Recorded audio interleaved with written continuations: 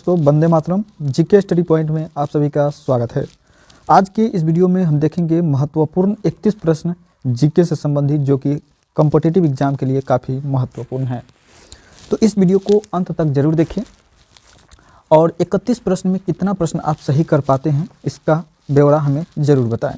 कम से कम 28 प्रश्न आपको सही करना है 31 प्रश्न में। चलिए शुरू करेंगे आज का पहला प्रश्न। आज का पहला प्रश्न क्या है दोस्तों? आज का पहला प्रश्न है प्राचीन भारतीय विश्वविद्यालय कौन सा है? प्राचीन भारतीय विश्वविद्यालय कौन सा है दोस्तों? बताइएगा सही जवाब क्या होगा। तो बिल्कुल इस प्रश्न का जो सही जवाब होगा आपका क्या होगा कमेंट में बताइएगा। तो बिल्कुल तक्षशिला विश्वविद्यालय होगा। कौन सा? तक्षशिला विश्वविद्यालय ऑप्शन ए के साथ जाएगा इस प्रश्न का सही जवाब। वही बात करेंगे अगला प्रश्न। अगला प्रश्न क्या है दोस्तों? अगला प्रश्न है सर्वेंट ऑफ इंडिया सोसाइटी का संस्थापक कौन थे? सर्वेंट ऑफ इंडिया सोसाइटी का संस्थापक कौन थे दोस्तों? बताइएगा सही जवाब। तो बिल्कुल इस प्रश्न का जो सही जवाब होगा आपका गोपाल कृष्ण गोखले थे। ऑप्शन ए हो जाएगा इस प्रश्न का करेक्ट आंसर। ठीक है दोस्तों, चलिए बात करते हैं अगला प्रश्न और 3 नंबर प्रश्न। 3 नंबर प्रश्न देखने से पहले यदि वीडियो को लाइक नहीं किए हैं तो वीडियो को लाइक कर दीजिएगा। चैनल पर पहली बार है तो चैनल को सब्सक्राइब करके अपने दोस्तों में शेयर जरूर कर दीजिएगा। तीसरा नंबर प्रश्न है भारत ग्रांड ट्रक रोड जो है वो किसके शासनकाल में बना था? भारत का ग्रांड ट्रक रोड जो है वो किसके शासनकाल में बना था? कमेंट में जरूर बताइएगा। तो बिल्कुल इस प्रश्न का जो सही जवाब होगा आपका शेर शाह ने के शासनकाल में हुआ था। शेर शाह के शासनकाल में ऑप्शन बी हो जाएगा सही जवाब। ठीक है दोस्तों, ग्रांड ट्रक रोड जो बना था वह शेर शाह के शासनकाल में बना था। चलिए बात करते हैं अगला प्रश्न। अगला प्रश्न क्या है दोस्तों? अगला प्रश्न है फ्रेंच ईस्ट इंडियन कंपनी का स्थापना कब हुआ था दोस्तों? फ्रेंच ईस्ट इंडियन कंपनी का स्थापना जो हुआ था वो कब हुआ था? तो 1664 ईस्वी में हुआ था। 1664 ईस्वी ऑप्शन सी के साथ जाएगा सही जवाब। ठीक है दोस्तों, ब्रिटिश ईस्ट इंडियन कंपनी का स्थापना कब हुआ था? कमेंट में बताइएगा। ब्रिटिश ईस्ट इंडियन कंपनी का स्थापना जो हुआ था वह कब हुआ था भारत में? बताइएगा। चलिए बात करते हैं अगला प्रश्न का। और अगला प्रश्न क्या है दोस्तों? अगला प्रश्न है बुद्ध का जन्म कहाँ पे हुआ था दोस्तों? बुद्ध का जन्म जो हुआ था वह कहाँ पे हुआ था? बताइएगा कमेंट में। तो बिल्कुल बुद्ध का जन्म कहाँ पे हुआ था बताइएगा कमेंट में। इसका आंसर आप लोग बताइएगा कि बुद्ध का जन्म कहाँ पे हुआ था। चलिए बात करते हैं अगला प्रश्न का। और इस वीडियो का 6ठा नंबर प्रश्न है दोस्तों भारतीय राष्ट्रीय सेना द्वितीय विश्व सम्मेलन के समय किसके विरुद्ध युद्ध कर रहा था? भारतीय राष्ट्रीय सेना जो था वह द्वितीय विश्व युद्ध के दौरान किसके विरुद्ध युद्ध कर रहा था? बताइएगा। तो बिल्कुल इस प्रश्न का जो सही जवाब होगा आपका ग्रेट ब्रिटेन के विरुद्ध युद्ध कर रहा था। ग्रेट ब्रिटेन ऑप्शन डी हो जाएगा सही जवाब। सभी प्रश्न अपने आप में काफ़ी महत्वपूर्ण हैं एग्जाम के दृष्टि से, तो एक बार जरूर देखिएगा पूरे प्रश्न को। कालीबंगा जो है किस प्रदेश में स्थित है? कालीबंगा जो है आपका किस प्रदेश में स्थित है? बताइएगा सही जवाब क्या होगा। कालीबंगा जो है आपका राजस्थान में स्थित है। राजस्थान आपका ई हो जाएगा इस प्रश्न का करेक्ट आंसर। ठीक है दोस्तों, क्या हो जाएगा? ई हो जाएगा इस प्रश्न का करेक्ट आंसर, अर्थात राजस्थान हो जाएगा। चलिए बात करते हैं अगला प्रश्न का। अगला प्रश्न क्या है दोस्तों? जालियांवाला बाग हत्याकांड कब हुआ था? जालियांवाला बाग हत्याकांड कब हुआ था दोस्तों? बताइएगा सही जवाब। तो बिल्कुल इस प्रश्न का जो सही जवाब होगा जालियांवाला बाग हत्याकांड 13 अप्रैल 1919 ईस्वी को हुआ था। ऑप्शन ए के साथ जाएगा इस प्रश्न का करेक्ट आंसर। 13 अप्रैल 1919 ईस्वी को हुआ था। वही बात करते हैं अगला प्रश्न। अगला प्रश्न क्या है दोस्तों? अगला प्रश्न है जालियांवाला बाग हत्याकांड किस प्रदेश में हुआ था दोस्तों? जालियांवाला बाग हत्याकांड किस प्रदेश में हुआ था? तो बिल्कुल जालियांवाला बाग हत्याकांड जो है वो आपका पंजाब में हुआ था। पंजाब प्रदेश में हुआ था, अमृतसर शहर में। ठीक है दोस्तों, अमृतसर शहर में, पंजाब के अमृतसर शहर में हुआ था।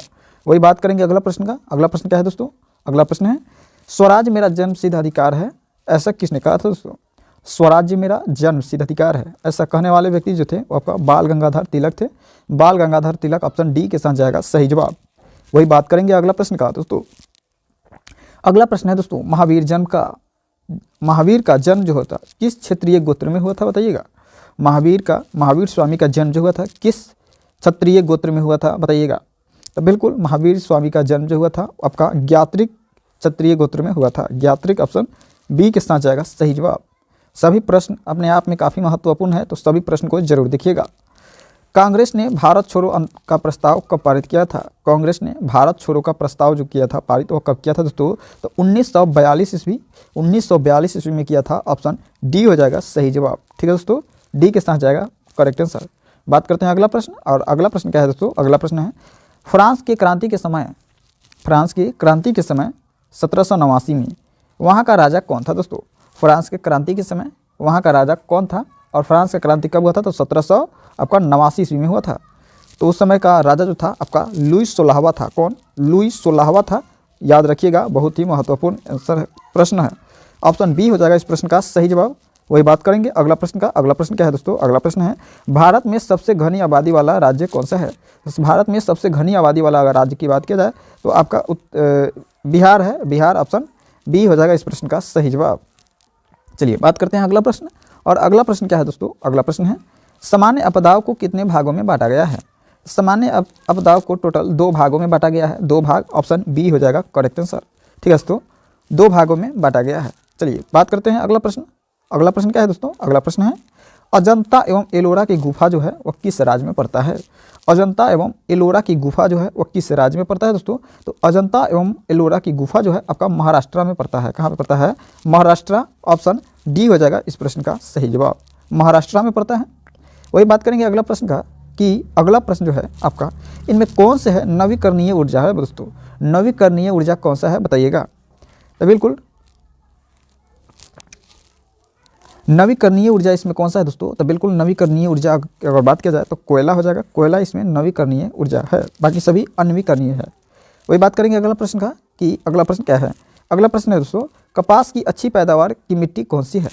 कपास की अच्छी पैदावार की मिट्टी जो है आपका काली मिट्टी हो जाएगा। काली मिट्टी, ऑप्शन ए हो जाएगा इस प्रश्न का करेक्ट आंसर। वही बात करेंगे अगला प्रश्न का कि बांदीपुर जीव अभयारण्य किस राज्य में पड़ता है दोस्तों?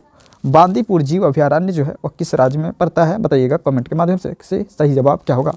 तो बिल्कुल कर्नाटका में पड़ता है। कर्नाटका, ऑप्शन सी हो जाएगा इस प्रश्न का सही जवाब। बांदीपुर जीव अभयारण्य जो पड़ता है वो आपका कर्नाटक में पड़ता है। कर्नाटक की राजधानी कहाँ पे है? कमेंट में बताइएगा कि कर्नाटक की राजधानी कहाँ पे पड़ता है। चलिए बात करेंगे अगला प्रश्न, और इस वीडियो का 21 नंबर प्रश्न है। 21 नंबर प्रश्न क्या है दोस्तों? समुद्र की गहराई किसके द्वारा मापा जाता है?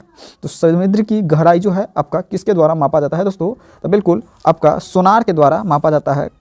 समुद्र की गहराई सोनार के द्वारा मापा जाता है। वही बात किया जाएगा दोस्तों कि आकाश की ऊंचाई किसके द्वारा मापा जाता है? तो रडार के द्वारा मापा जाता है कि एरोप्लेन जो है कितनी ऊंचाई पर उड़ रहा है। ठीक है दोस्तों, अर्थात रडार से ऊपर की ऊंचाई मापते हैं और सोनार से समुद्र के नीचे की ऊंचाई को, गहराई को मापते हैं। वही बात करेंगे अगला प्रश्न का कि अगला प्रश्न है भारत के निजी क्षेत्र में सबसे बड़ा विद्युत परियोजना कहाँ पे है? भारत के निजी क्षेत्र में सबसे बड़ा विद्युत परियोजना जो है आपका कहाँ पे है दोस्तों बताइएगा।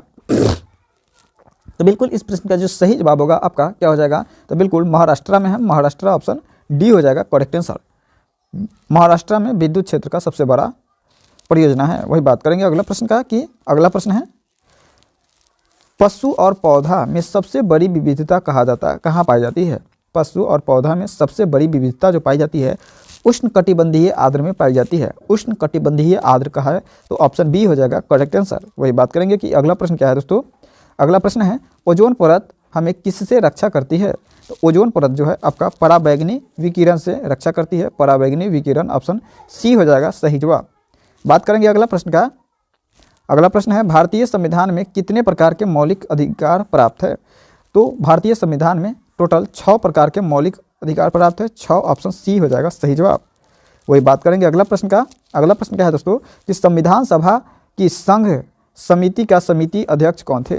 संविधान सभा के संघ संविधान के समिति का अध्यक्ष जो थे वो कौन थे दोस्तों?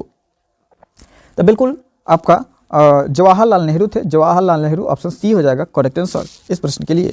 वही बात करेंगे अगला प्रश्न। अगला प्रश्न क्या है दोस्तों? अगला प्रश्न है संसद के सभापति के दोनों सदनों का सभापति अध्यक्ष कौन होता है? संसद के सभापति के दोनों सदनों का सभापति कौन होता है दोस्तों? तो बिल्कुल लोकसभा के अध्यक्ष होता है। लोकसभा अध्यक्ष, ऑप्शन सी हो जाएगा इस प्रश्न का सही जवाब। ठीक है दोस्तों, देश का पहला नागरिक कौन होता है? कमेंट में बताइएगा दोस्तों कि देश का पहला नागरिक कौन होता है। वही बात करेंगे अगला प्रश्न। अगला प्रश्न क्या है दोस्तों? अगला प्रश्न है भारतीय संविधान के किस अनुच्छेद में राज्यों द्वारा प्राथमिक मातृभाषा दिए जाने की प्रावधान है? यानी यदि पंजाब में पढ़ा रहे हैं तो आपका मातृभाषा पंजाबी देना अनिवार्य है। यदि तमिलनाडु में पढ़ा रहे हैं तो तमिल भाषा देना अनिवार्य है। चेन्नई में पढ़ा रहे हैं तो वहाँ की जो मातृभाषा है उसको देना अनिवार्य है। ऐसा संविधान के किस अनुच्छेद में कहा गया है, बताइएगा। तो बिल्कुल संविधान के 350 की ए में कहा गया है कि मातृभाषा देना अनिवार्य है। ठीक है दोस्तों, प्राथमिक मातृभाषा जो है वहाँ के लिए अनिवार्य है। बात करेंगे अगला प्रश्न। अगला प्रश्न क्या है दोस्तों?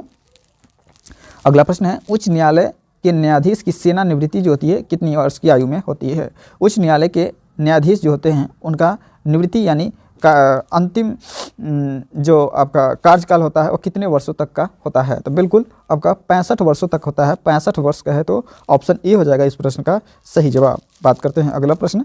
अगला प्रश्न क्या है दोस्तों? अगला प्रश्न है किसी राज्य की सभा के अधिकतम सदस्य हो सकते हैं, कितने हो सकते हैं? किसी राज्य के अधिकतम सभा के सदस्य जो हो सकते हैं वो कितने हो सकते हैं दोस्तों?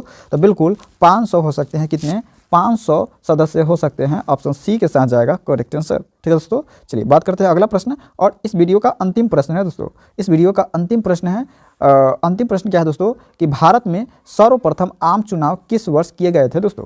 तो भारत में सर्वप्रथम आम चुनाव जो हुआ था आपका कब हुआ था? तो आपका 1952 ईस्वी को हुआ था। 1952 का है तो ऑप्शन डी हो जाएगा सही जवाब। ठीक है दोस्तों, चलिए अभी तक यदि वीडियो को लाइक नहीं किए हैं तो वीडियो को लाइक करके चैनल को सब्सक्राइब कर दीजिएगा, क्योंकि इसी तरह का वीडियो अब आते रहेगा। ठीक है दोस्तों, अब आप 31 प्रश्न में कितना प्रश्न को सही कर पाए हैं वो आप कमेंट में ज़रूर बताइएगा। कम से कम 28 प्रश्न सही हुआ है तो अच्छा बात है, और यदि कम भी हुआ है तो कोई बात नहीं है, कमेंट कीजिए और अगला वीडियो से ज़्यादा सही करने का प्रयास कीजिएगा। मिलते हैं नेक्स्ट वीडियो में। जय हिंद, जय भारत।